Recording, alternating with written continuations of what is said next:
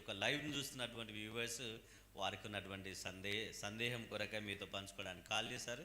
దయచేసి ఈ యొక్క కాలర్ యొక్క ప్రశ్నను విని మీరు దయచేసి వారికి కావాల్సినటువంటి వివరణ సమాధానం చేయవలసిందిగా ఒక్క నిమిషము మీకు ఇస్తూ ఉన్నాను. ఓకే, చదవండి. ఓకే, హలో, చెప్పండి. Praise the lord. దేవుడు మనుషులను అందరినీ క్షమించినప్పుడు అపవాదిని ఎందుకు క్షమించాడు? అర్థం కాలే. దేవుడు మనుషులందరినీ క్షమించినప్పుడు అపవాదిని ఎందుకు క్షమించాడు? ఓకే,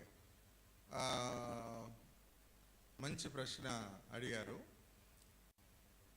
అపవాదిని ఎందుకు క్షమించాడు? దేవుడు మనుషులను క్షమించినట్టు అపవాదిని ఎందుకు క్షమించాడని కదా అడిగేది. ఓకే, దీని విషయంలో నాకు తెలిసినంత వరకు నేను మీకు ఈ విషయం చెప్తా.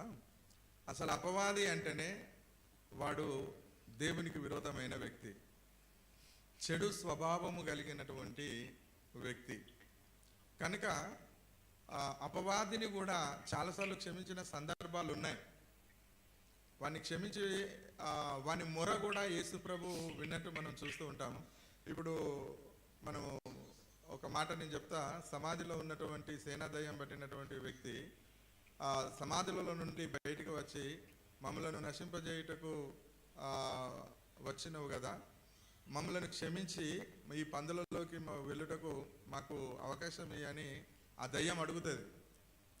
నజరుడైన దేవుని కుమారుడా, నువ్వు మమ్మలను నశింపజేయకమని చెప్పి ఆ దయ్యం అడిగినప్పుడు ఆ దయ్యానికి కూడా దేవుడు అవకాశం ఇస్తాడు.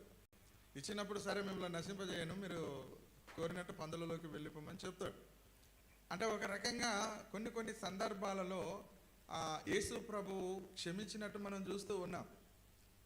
కానీ ఆడు క్షమార్హుడు కాదు సాతాను అనేవాడు. ఎందుకంటే దేవుని సృష్టిని నాశనం చేయడానికి వచ్చిన వ్యక్తి కనుక సమ్ టైమ్స్ వానికి క్షమించి వదిలేసే సందర్భాలు కూడా ఉన్నాయి.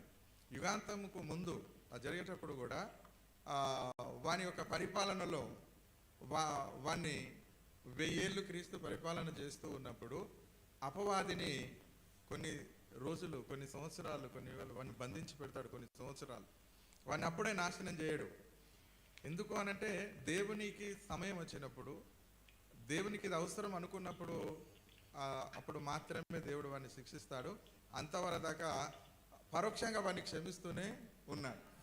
ఇప్పుడు వెంటనే ఇప్పుడు ఒక మనిషినికి దయ్యం పట్టింది అనుకోండి, దయ్యాన్ని వెళ్ళగొడుతున్నాడు కానీ దయ్యాన్ని నాశనం చేస్తలేడు. అంటే ఒక రకంగా మనం ఏమనుకోవాలి అని అంటే సమయం వచ్చినప్పుడు దేవుడు వాటికి కూడా క్షమాపణ ఇస్తూ ఉన్నాడు. సమయం వచ్చేదాకా ఆగు అని చెప్తూ ఉంటాడు. సో మీ ప్రశ్నకు నేను సరైన జవాబు ఇచ్చానని అనుకుంటున్నాను. Thank you. ఓకే.